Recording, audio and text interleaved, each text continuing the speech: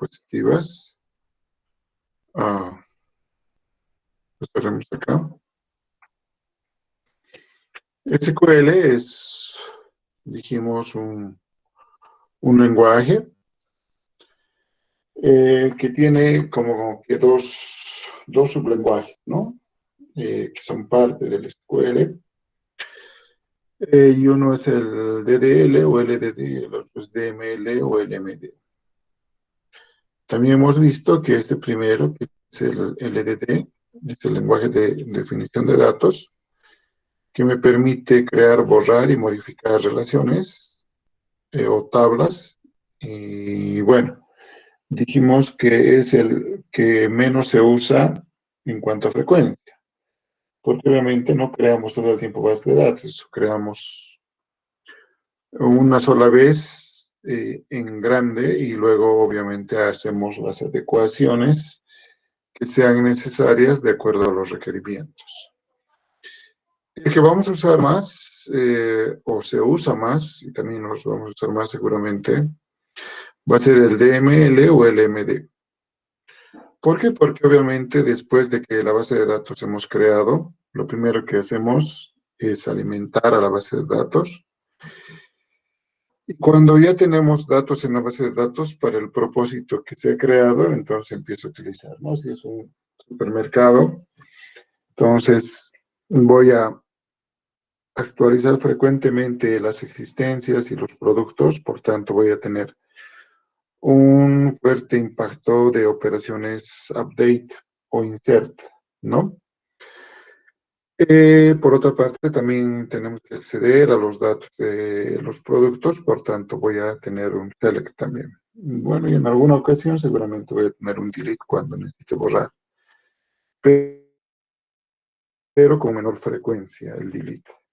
Bien, también hemos visto que adicionalmente los SQLs actuales nos entregan muchas funcionalidades adicionales que no tenían antes, como la definición de vistas, la otorgación de privilegios a usuarios, me ayudan en la integridad de los datos y me ayudan en el control de transacciones, ¿no?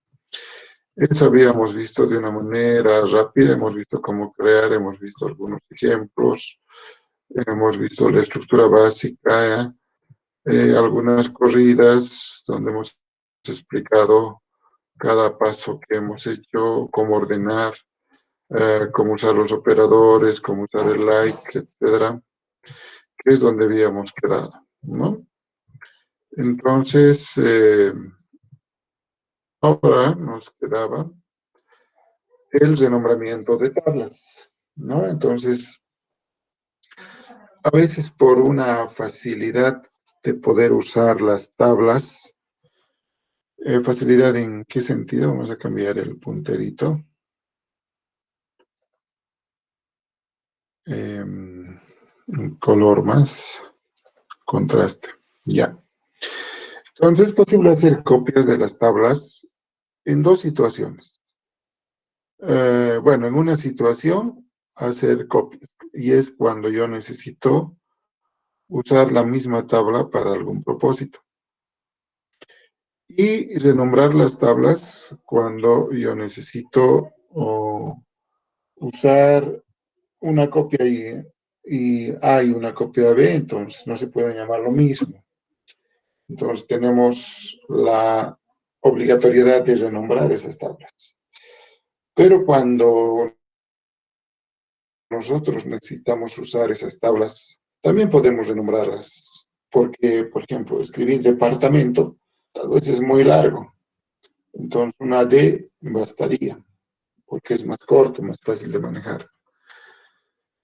Para el primer ejemplo de que puedo duplicar las tablas, veamos el siguiente esquema, ¿no? Queremos obtener el nombre de los empleados con al menos 2 hijos. Entonces tengo dos tablas. La primera tabla tiene llave primaria DNI y el nombre del empleado.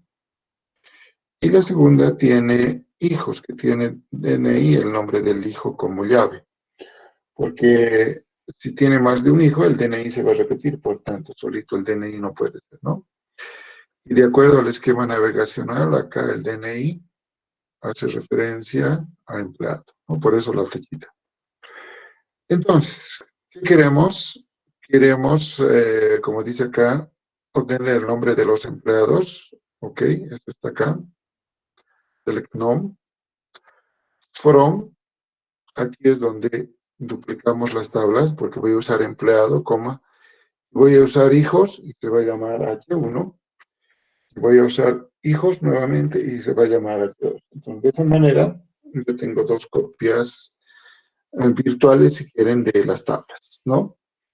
Y aquí ponemos las condiciones, ¿no? Entonces, aquí, empleado.dni tiene que estar en h1.dni, ¿no? Entonces, quiere decir, si esto es verdad, con este igual de acá, que ya tiene un hijo el empleado. Y el mismo empleado.dni también tiene en H2 un DNI, ¿sí? Pero eso no nos garantiza que tengan al menos dos hijos. Al menos significa que encuentre dos. Si tiene más, no me importa. Solo quiero identificar que por lo menos sean dos, ¿no? Entonces, aquí está la condición donde hace esa diferenciación, ¿no? Si encuentro dos entradas de este empleado.dni en H1 y en H2, para que tenga los hijos, dos hijos, entonces el nombre de los hijos tendría que ser diferente.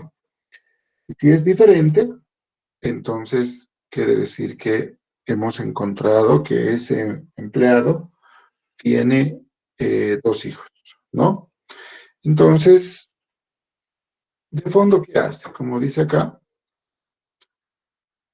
realiza como un producto cartesiano de las tres tablas, ¿no? Entonces, sabemos ya el producto cartesiano hace una combinación de todos los elementos de una con otra tabla. Y es lo que después les he explicado lo que evalúa, ¿no? Encuentra al empleado en las tablas correspondientes a los hijos. Si encontramos que los nombres son distintos, entonces con seguridad ese empleado tiene dos hijos o más, ¿no? Bien. También puedo usar la tabla, la cláusula distinct, si es que encontramos que hay repeticiones de datos en el nombre, ¿no? Porque acá, como estamos mostrando de empleado el nombre y de empleado el DNI, al hacer el producto cartesiano es posible que encontremos, y casi seguro que vamos a encontrar repetidos, ¿no? Ahora, en el siguiente esquema de base de datos dice se pide los apellidos de cada empleado y de su supervisor. Y si nos acordamos, en la tabla empleado están todos los datos del empleado, pero además el código de empleado del jefe de ese empleado, ¿no? Entonces, para que podamos imprimir los apellidos de cada empleado con el apellido de su supervisor, entonces tenemos que hacer como que una búsqueda en la misma tabla, porque los dos datos están en la misma tabla. Entonces, ¿qué hacemos? Hacemos otra vez la duplicación de las tablas, ¿no? Aquí empleado se llama E y empleado se llama S. Entonces, ¿qué vamos a mostrar o qué vamos a imprimir? Vamos a imprimir de empleado su apellido y de la segunda tabla del jefe su apellido, ¿no? ¿Cuál va a ser la condición? Que el DNI del supervisor en la primera tabla sea igual al DNI en la segunda tabla. Entonces estamos buscando el DNI jefe en la segunda tabla para poder encontrar el dato buscado. Ahora, acá finalmente dice las etiquetas también sirve para desambiguar. A veces hay ambigüedad cuando realizo esta tarea, ¿no? Porque cuando en dos tablas algo se llama lo mismo, como que en una llave es primaria y en la otra llave es foránea, si pongo, por ejemplo, DNI igual a DNI, y DNI hay en más de una tabla, entonces el mismo manejador de la base de datos, a través de su procesador de consultas, se va, entre comillas, rayar, porque va a decir ahora este DNI de qué tabla proviene, y este otro DNI de qué tabla proviene. Entonces hay una ambigüedad. Entonces me sirve para desambiguar también. ¿Dónde estoy desambiguando? Cuando utilizo el nombre de la tabla, ¿no? Porque fíjense, acá le voy a cambiar de color para que esté más clarito. Acá, ¿no? Entonces tenemos AP y acá tenemos AP. Entonces no puedo poner AP, AP, por ejemplo, porque me va a preguntar o se va a preguntar el manejador, ¿y este AP a qué tabla se refiere? Si tengo el AP en dos tablas o tal vez en más. Y lo mismo para el segundo, ¿no? Entonces, cuando yo especifico el punto, entonces estoy desambiguando. Estoy diciendo dónde tiene que pertenecer cada uno. Bien, vamos a ver algunos tipos de datos SQL, digamos que los estándares, ¿no? Y que vamos a encontrar en todos los manejadores y con pequeñas variaciones. Entonces, la norma SQL define un conjunto de tipos para columnas de tablas y habitualmente cada manejador tiene tipos propios o particulares para los tipos de la norma SQL, ¿no? Entonces, hay que revisar el manual para tratar de encontrar qué son los tipos de datos que maneja. En los básicos son los mismos. La forma de definir va a ser las mismas. Lo que puede variar va a ser, por ejemplo, si consideramos un tipo de dato de un tamaño X, el máximo puede variar, porque cada tipo de dato tiene un máximo, ¿no? El entero tiene un máximo, el carácter tiene un máximo, etcétera. Entonces no puede exceder de ese máximo. Entonces, esas situaciones pueden variar en una pequeña diferencia. Entonces, como dice acá, yo les decía también, es necesario consultar los manuales de los sistemas gestores de base de datos o Database Management Systems, ¿no? En el caso de las cadenas, por ejemplo, nos van a especificar ahí cuál es la longitud máxima que una cadena puede almacenar. En el caso de tipos numéricos, cuál es el rango de valores posibles, ¿no? Acá tenemos algunos ejemplos de valores que pueden diferir entre uno y otro, ¿no? Entonces, por ejemplo, un entero grande, pues el número máximo, esto es algo estándar, ¿no? Es de 8.589, a ver, 1, 2, 3, sí, 8.589 millones, 934.592, ¿no? Entonces, si es 858.934.593, y ya no me va a entrar, ¿no? Entonces, por eso es importante guardar o saber cuáles son sus máximos, aunque si manejamos enteros, muy difícilmente vamos a llegar a estos valores. O un entero, ¿no? Que más o menos tiene como 186.282, un valor promedio máximo que pueden guardar. O un small int, que solo guarda un entero pequeño, que se guarda 186, ¿no? O un numérico, un decimal, que tiene 999.99, que es la precisión y la escala. O un real, que está definido por 6.025 elevado a la 23, ¿no? O una doble precisión, que es este valor, o un flat, o un máximo de carácter, ¿no? Entonces, por ejemplo, acá, si decimos 15 caracteres, siempre nos va a guardar 15 caracteres, por tanto va a haber un espacio que estamos desperdiciando por cada tipo de carácter, ¿no? Por eso tampoco hay que desperdiciar mucho. Es por eso que, por ejemplo, no vamos a usar un tipo texto, No recuerdo ahorita el tipo de texto, pero la cantidad de caracteres que puede guardar es inmenso, ¿no? Entonces voy a guardar un gris, como en este caso.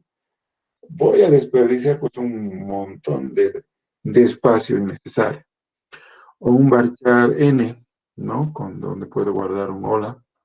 O un date, que usualmente en las bases de datos manejamos este formato, ¿no? Año, mes, día, que es el formato estándar. O un time, que me guarda horas, minutos, segundos, centésimas de segundos. O un timestamp, que me guarda la captura de un instante del tiempo y que me va a guardar en ese instante del tiempo las dos cosas, ¿no? O el año y además de la hora. Bien. Sobre esto hay otros tipos de datos que hay que revisarlos dependiendo del manejador. Nosotros tenemos ya una muy clara idea de para qué son los tipos de datos, o sea, en ese aspecto, pues no hay mayor dificultad al respecto. Eh, Bien, a ver, continuemos. Hablemos de las expresiones.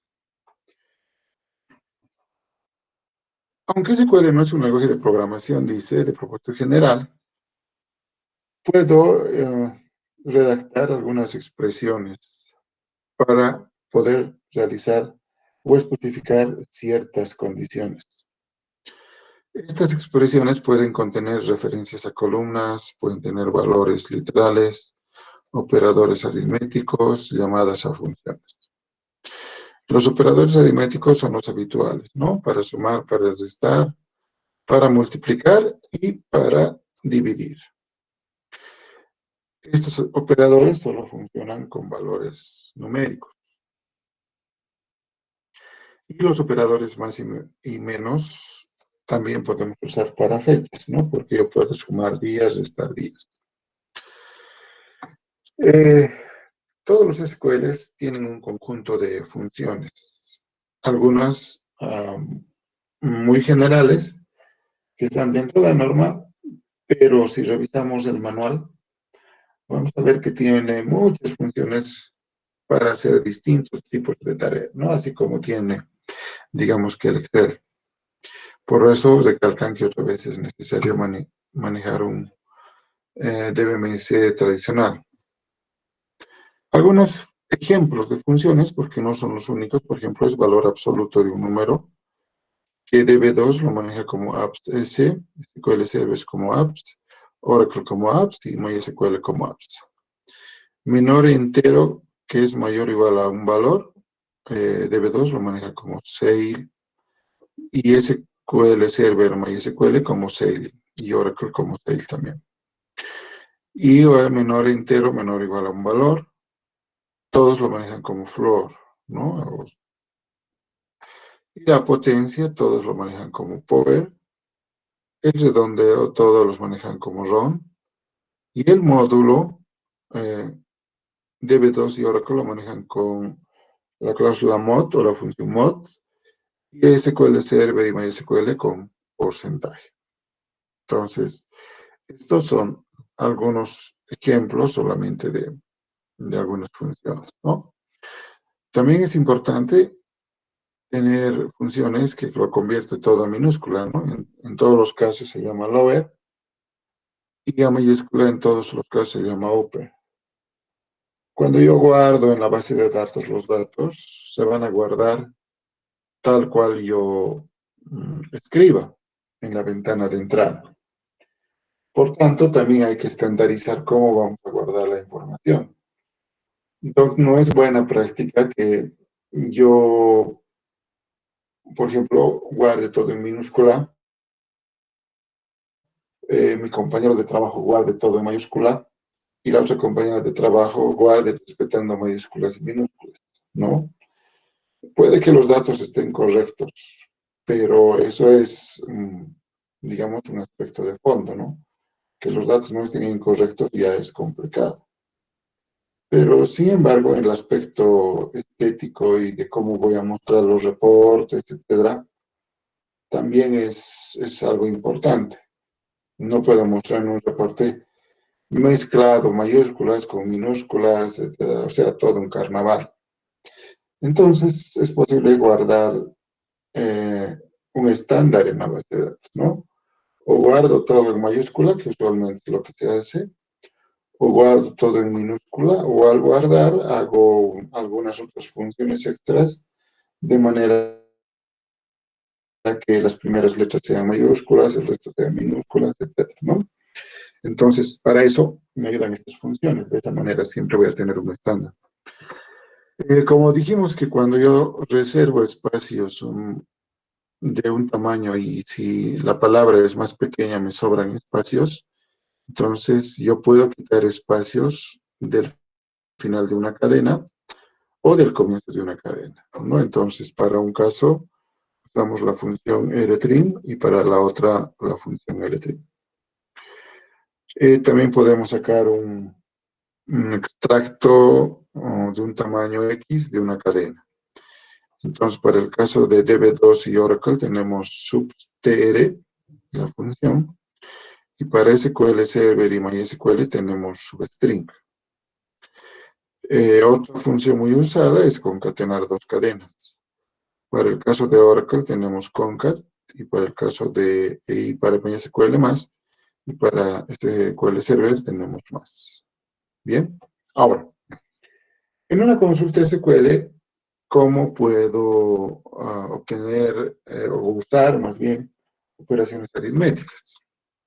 Por ejemplo, necesitamos obtener el salario, la comisión y los ingresos totales de todos los empleados que tengan un salario menor de 20.000 euros, clasificado por número de empleado o ordenado por número de empleado. Entonces, muy sencillo, ¿no? Agarro la tabla empleado, saco el código del empleado, el salario, la comisión, y como me piden el ingreso total, entonces hago una suma del salario más la comisión. De todos los empleados, no. Aquí hay una cláusula where donde el salario es menor a 20.000 y obviamente ordenado por número de empleado. Entonces aquí tenemos primero que todo está ordenado por el número de empleado. Y aquí está el cálculo de sumar salario con comisión. Entonces, claramente podemos poner una operación más asociada al where o asociada al select. Entonces, cuando definimos dónde va a estar el más, obviamente es en función a la necesidad que tenemos. Acá tenemos otro ejemplo, ¿no? Por ejemplo, yo quiero imprimir el nombre del empleado, el salario del empleado, y el salario incrementado en 3.75% de ese salario, ¿no? Entonces, aquí aplicamos otro operador, que es el operador por o multiplicación, donde el salario es el valor del salario por 1.0375. ¿De dónde? De la tabla empleado, con la misma condición anterior, que sea menor a 20.000 y ordenado por el número de empleados. Entonces acá tenemos el resultado, aquí no hay problema, es el número de empleado, acá está el salario, y este es el valor del cálculo del salario, incrementado en 3.75%, ¿no? Entonces, si se fijan, aquí es 18.270, aquí es 18.955, ¿no? Entonces, hay un pequeño incremento de un 3% en este salario. Bien, entonces, acá tenemos también otro cálculo, ¿no? Necesito imprimir el empleado, el salario y el porcentaje de la comisión del salario, ¿no? Respecto al salario, más bien. De la tabla empleado, entonces de todos los datos no, de aquellos cuya comisión respecto al salario sea mayor a 8%. Entonces, una vez hecho y ordenado, obviamente, por número de empleados. Entonces, una vez impreso el número de empleados, la comisión y el salario, entonces, como podemos ver acá, todos esos valores son mayores al 8%, a un valor de 8, ¿no? Respecto al salario, un 8% superior al salario. También podemos truncar valores, ¿no? Acá, por ejemplo, tenemos ¿cuántos decimales? 1, 2, 3, 4, 5, 6 decimales. A veces demasiados decimales tampoco es un buen reporte. Entonces, quizá manejar solamente 2 decimales es una buena práctica. Entonces, acá mostramos la misma idea, pero estamos diciendo que vamos a truncar el valor del 3% del salario a 2 decimales. ¿Con qué? Con la variable o con la función trunco, ¿no? Igual, la misma tabla empleado, con un salario menor a 20.000, ordenado por el número de empleado. Y como pueden ver, acá tenemos solamente el valor y 2 decimales, en lugar de todos los decimales que acá nos mostraba, ¿no? Acá tenemos 1, 2, 3, 4, 5, 6 valores que nos muestran, lo cual no es adecuado, y esto es más adecuado. Entonces, podemos usar funciones como trunc o como round también, que me va a redondear, si yo deseo redondear y no truncar. Bien, también puedo usar algunas otras posibilidades, ¿no? Por ejemplo, acá estoy usando el select. ¿Qué cosa quiero mostrar? El apellido. Y aquí una función que me dice voy a concatenar esa salida ¿con qué? Con una coma. Y a continuación voy a concatenar eso ¿con qué? Con el primer nombre. Y le voy a renombrar a esa columna como nombre, ¿sí? Entonces, como esto es last name, ampersand, coma, ampersand first name, como que la salida va a ser medio complicado de entender. Entonces, por eso, para simplificar el reporte, es que le vamos a poner name. ¿De dónde voy a sacar eso? Pues de la tabla empleado. De todos los departamentos, no, solamente donde el código del departamento donde trabaja el empleado sea A00, ¿no? Y lo vamos a ordenar por nombre. Entonces, este es un posible resultado. Entonces, aquí está el name, que es este nombre que le hemos dado acá. Y aquí está el apellido, Has Krista. Luego, Lucchesi, Vincenzo. Y O'Connell, Sion, ¿no? Entonces, tenemos 3 datos que cumplen esa condición de que son trabajadores del A00. También podemos usar operadores de conjunto, ¿no? Las conocemos ya. Unión, intersección y diferencia, con la aclaración de que en Oracle es un minus. Por definición, los operadores de conjunto eliminan las tuplas duplicadas. Eso lo vimos en la teoría del álgebra relacional. Cuando explicamos el álgebra relacional, nosotros dijimos, ¿no? Que cuando realizo operaciones de conjunto se basa en los conceptos de la teoría de conjuntos. ¿Y eso qué significa? Que cuando tomamos un conjunto, y lo dije en clases, por ejemplo, los animales, no hay 2 elefantes, no hay 2 caballos, no hay 2 perritos, ¿no? O sea, hay un perro, hay un caballo, hay un elefante, y ese elefante representa a todos los elefantes del mundo, y ese caballo a todos los caballos del mundo. Por eso no hay repetidos. En este caso pasa lo mismo, ¿no? La administración de repetidos cuando hago estas operaciones es automática. Ahora, si por alguna razón, porque a veces necesitamos ah, dos duplicados por alguna razón, entonces voy a utilizar el operador a continuación de OR, ¿no? Entonces eso es menor a all, mayor a all, igual a all, dependiendo de lo que vamos a ver. Bien, ¿cuándo puedo hacer la unión?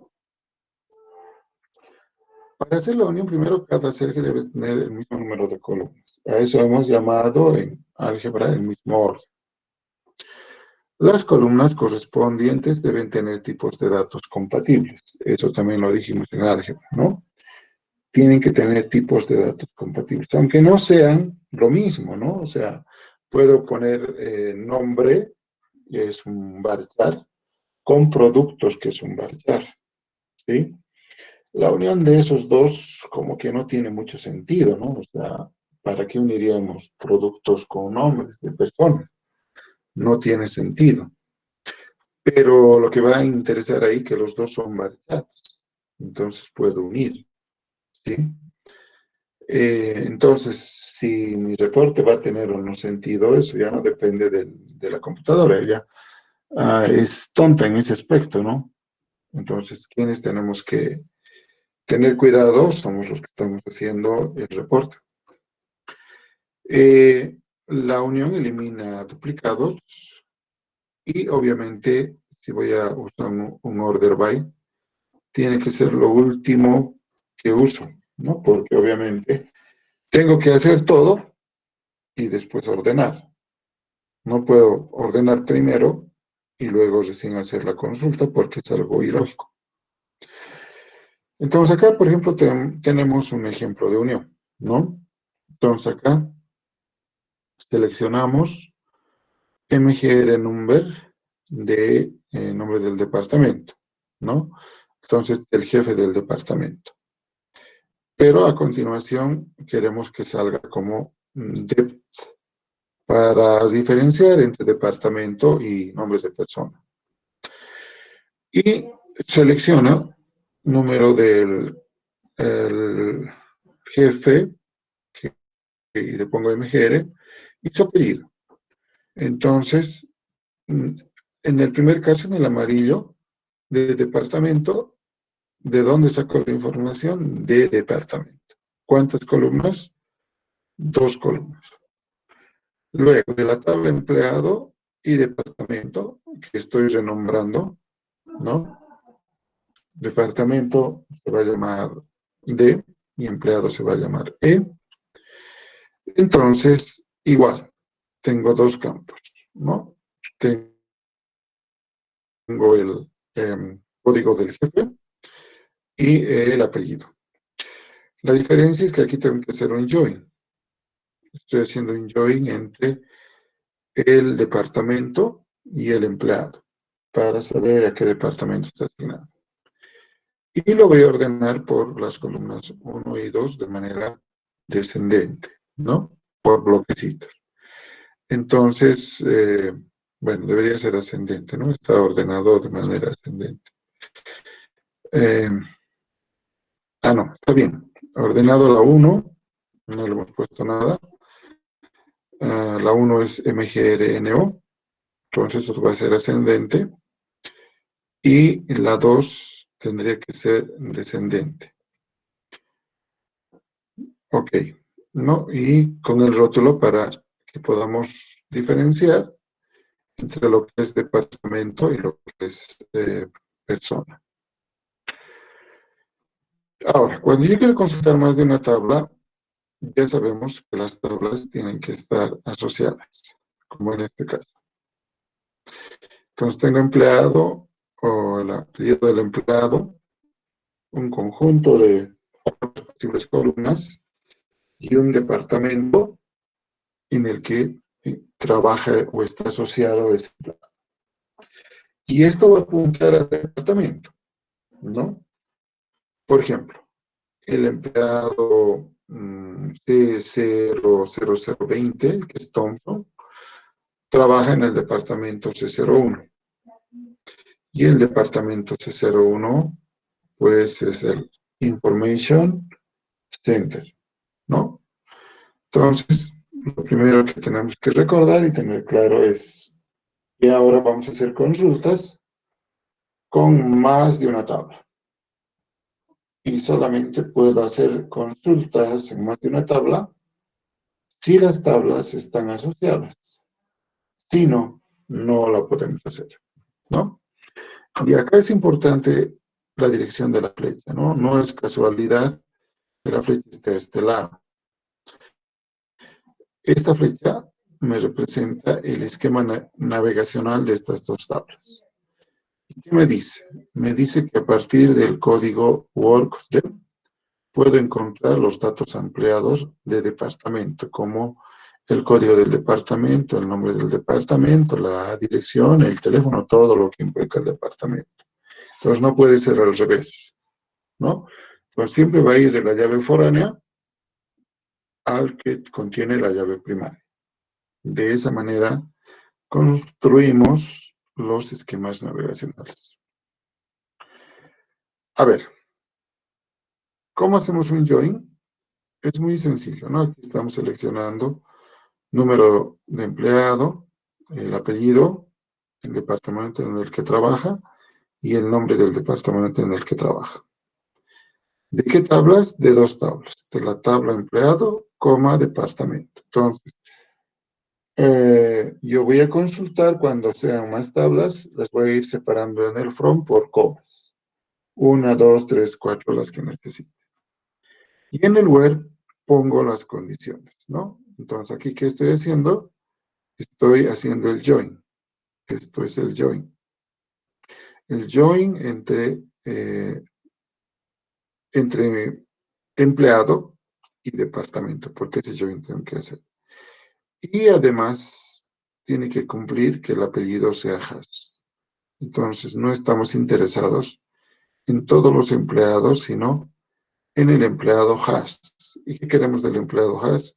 Queremos saber en qué departamento trabaja, ¿no? Entonces, acá está el resultado. Ese empleado 010, que es Haas, trabaja en el departamento A00. ¿Y cuál es el departamento A0? Es el que está especificado acá como Computer Service, ¿no? División de Computer Service. También podemos hacer join de 3 o más tablas. Acá igual podemos apreciar el esquema navegacional, ¿no? La flechita me dice que código de empleado me va a asociar, o de departamento, perdón, me va a asociar a departamento. Y a su vez el código del jefe de ese departamento va a asociar a los datos de ese departamento, ¿no? Entonces, algo específico, por ejemplo, tenemos que el departamento D21, ¿a qué se refiere? A departamento de Administration System, ¿no? Sistemas de administración.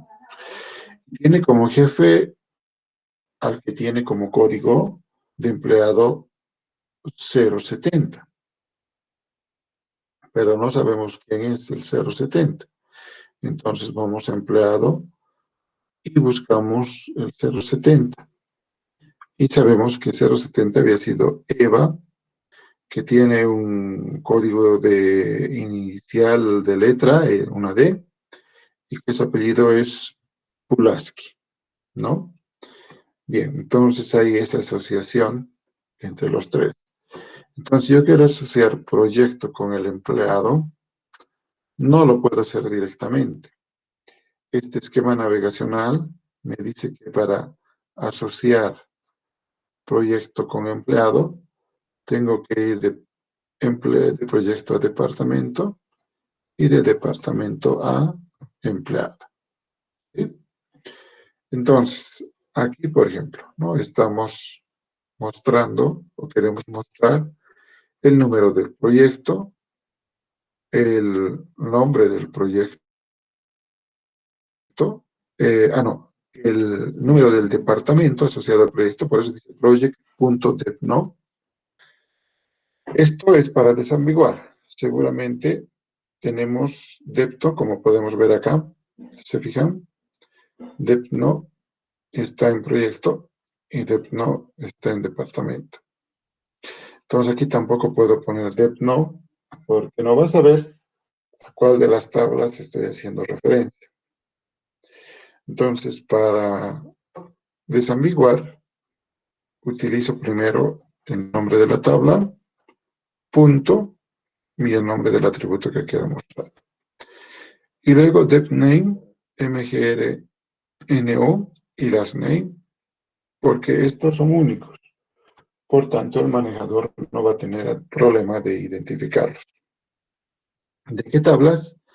De 3 tablas. De proyecto, de departamento y de empleado. Entonces, ahora hacemos join. Join. ¿Qué es el join entre estas 3 tablas o cómo puedo hacerlo? Tengo que hacerlo entre proyecto y departamento a través de depno y luego departamento con empleado a través de empno, sea igual a mgrno. ¿Sí? Y eso está expresado acá. Entonces, department.mgrno tiene que ser igual a employee.empno y departamento o project.depno tiene que ser igual a department.depno. Obviamente todo unido por la cláusula, o digo por el conector lógico AND, porque para que el registro sea un hit o lo haya encontrado, entonces tenemos que hacer que todo ese predicado sea verdad. No es la única condición del join, sino estamos interesados no en todos los departamentos, sino en el departamento de 21. Y al final lo ordenamos por número de proyecto. Y esta es su salida, ¿no? Entonces tenemos número de proyecto, que está ordenado por número de proyecto, como se dice acá. El departamento todo es de 21, porque estamos buscando de 21. El nombre del departamento también se va a repetir, porque es Administration Systems. El jefe también se va a repetir, porque es el mismo departamento. Y el apellido también se va a repetir, porque es Pulaski. Lo único que no se va a repetir es el proyecto, porque dentro de la lógica del negocio, del problema, es que cada departamento puede tener asociado uno o más proyectos, ¿no? Y acá tenemos 4 proyectos asociados al departamento Administration Systems. Bien. También podemos mencionar que podemos usar nombres asociados o nombres de correlación. Entonces acá la diferencia es que a proyecto le estoy llamando P, a departamento le estoy llamando D y a empleado le estoy llamando E. En algunas instancias de manejadores esto se hace directamente así, employee E. En algunos va a ser employee as E, ¿no? Entonces por eso hay ligeras variaciones, por eso recomiendan revisar siempre el manual del específico que estemos usando. Entonces, ¿qué quiero mostrar? Número de proyecto. Quiero mostrar el número de departamento, pero como es ambiguo, entonces ya no pongo project.depno, sino directamente p.depno. Y depname, mgrno y lastName, ya sabemos que no hay problema. Y hacemos los joins. Entonces, en lugar de hacer project.depno igual a department.depno, hago mi vida más fácil y directamente pongo p.depno igual a d.depno, ¿no? Entonces, ese es un join y el otro join d.mgrno igual a e.empno. Y la última condición, d.def no, tiene que ser igual a d21. Entonces, y ordenado por número de proyectos. Esta entonces la misma consulta de hace rato, pero acá estamos añadiendo alias a nuestras tablas o nombre de correlación, como también se menciona. Y como vemos acá abajo, el resultado es absolutamente el mismo porque la consulta varía un poco en la escritura, pero en la ejecución es lo mismo.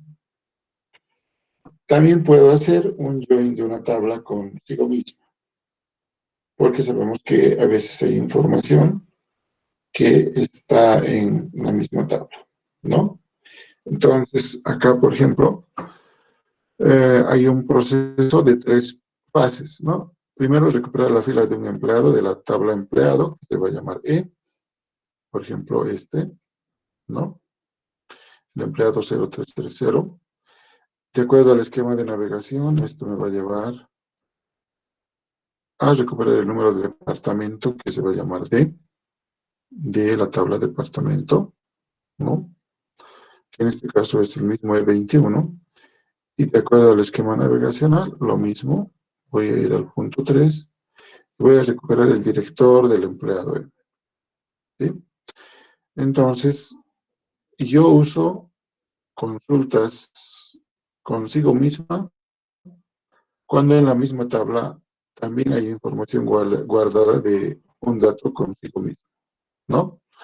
Entonces aquí vamos a mostrar el 0100 y el 0100 es Spencer y trabaja en el departamento E21 y tiene una fecha de nacimiento X, ¿no? Entonces estamos usando una tabla consigo mismo. Estamos mostrando cómo hacer un join de una tabla consigo mismo, ¿no? Entonces, para hacer un join de una tabla consigo mismo, no tenemos otra posibilidad que duplicar la tabla con distintos nombres. Eso me va a dar la posibilidad de poder ejecutar esa consulta que se refiere a ejecutarse consigo mismo. Bien, a ver, sigamos. Aquí está un ejemplo del join de una tabla consigo mismo, ¿no? Entonces tenemos que buscar qué empleados son mayores que su director, ¿no? Entonces, el empleado y el director están en la misma tabla porque son a su vez empleados, ¿sí? Entonces, aquí, primero, me fijo en las tablas y acá en el from tengo departamento y se va a llamar D, pero la tabla empleado lo duplico. Una va a ser E y la otra va a ser M, ¿sí? Entonces, de la tabla E voy a buscar el número de empleado, el apellido del empleado y la fecha de nacimiento del empleado. Y de la tabla M voy a mostrar la fecha de nacimiento del jefe y el número o el código de la fecha de nacimiento del jefe. O el código del jefe, más bien, ¿no? Entonces acá hacemos un join entre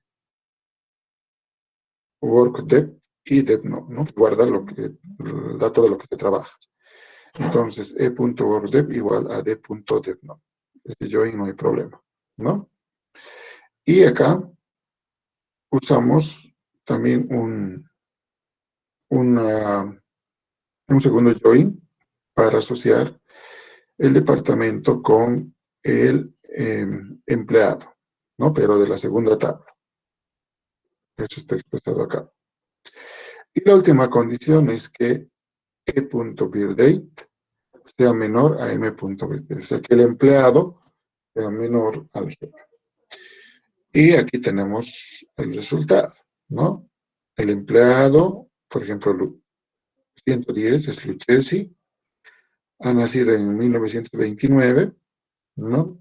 Y su jefe ha nacido en 1933. Este en 1925 y este en 1941, ¿no? Entonces, nos da ese reporte cuando necesitamos usar tablas duplicadas. Ok, también puedo tener funciones de columna.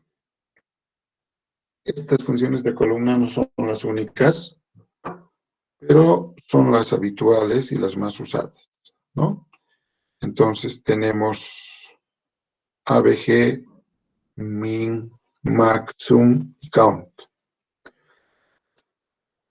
Los datos de entrada para sum y ABG, o para sumar y ABG viene de average, ¿no? Y es el promedio. Deben ser una colección de números, pero el resto de los operadores pueden operar sobre colecciones de datos de tipo no numérico, ¿no? Entonces yo puedo sacar el max de números o el max de una lista de cadenas de caracteres, ¿no? Entonces va a evaluar como que estuviera ordenando en orden alfabético. Bien. Por defecto, las funciones se aplican a todas las tuplas resultantes de la consulta, ¿no? Entonces, si yo expreso algo, entonces se va a considerar a todas las tuplas involucradas en esta consulta. También podemos agrupar las tuplas resultantes y aplicar en funciones de columna a grupos específicos utilizando group by, que vamos a ver ejemplitos después. Y en la cláusula select de consultas que utilizan funciones de columna pueden aparecer funciones de columna, ¿no? Entonces, funciones de columna son bastante útiles cuando uso group by y cuando uso hub, cuando uso grupos. Es casi una regla que no voy a usar group by, o que voy a usar group by más bien, y no use funciones. Porque cuando uso group by, usualmente está asociado a funciones. Porque para agrupar, necesito agrupar en base a funciones. Entonces, entre estas tenemos la suma con una expresión entre paréntesis, el average o promedio con una expresión entre paréntesis, el mínimo con una expresión entre paréntesis, el máximo lo propio, y quiero contar el número de filas que satisfacen la condición de búsqueda a través de un count asterisco. Los valores null, en este caso, sí se cuentan, ¿no? Entonces, voy a encontrar valores nulos, va a contar porque me cuenta las filas, las tuplas, ¿no? Y por tanto, si hay una tupla con valores nulos, igual va a contar. Ahora, cuando yo digo count distinct nombre de la columna, entonces recién es cuando los valores nulos no se cuentan, además de los repetidos. Entonces, aquí tenemos un ejemplo muy sencillito e ilustrativo de cómo expreso una función. Entonces, estamos sumando el salario y aquí está la otra forma de poder renombrar una columna en la salida, ¿no? AsSum, se va a llamar la suma. AsABG, se va a llamar el average. AsMin, se va a llamar el mínimo salario. AsMax, se va a llamar el máximo salario. Count asterisco, se va a llamar count o contar. Y con distinct word depth se va a llamar departamentos, ¿no? ¿De dónde? Todo extraído de la tabla empleada. Entonces, aquí tenemos como resultado la suma, tenemos el promedio, tenemos el mínimo, tenemos el máximo, tenemos el número de registros o sin contar nulos. En realidad hay 32 empleados, podríamos decir que hay 32 empleados. Y como estamos en este count de acá, estoy diciendo contar los responsables de departamento o los códigos de departamento distintos, entonces puedo asumir que hay 8 departamentos en la empresa. ¿Sí? Entonces, esa es la forma de usar funciones. Bien, esa es la clase de hoy. Antes de concluir, entonces vamos a ver si hay alguna duda. ¿Tienen alguna duda? Bueno, yo creo que es una teoría muy clarita, ¿no? No creo que haya necesidad de aclarar algo. Y bueno, algunas dudas los vamos a ver cuando hagamos ejercicios de SQL y ustedes vean funcionando de una manera muy sencilla operaciones de SQL. Entonces, que tengan todos ustedes muy buenas tardes y nos vemos la siguiente semana. Gracias. Hasta luego, Inge. Hasta luego, Hasta Inge. luego, Franz. Hasta luego, Francis. Hasta luego, Jesús, Juan Daniel y bueno, todo el curso.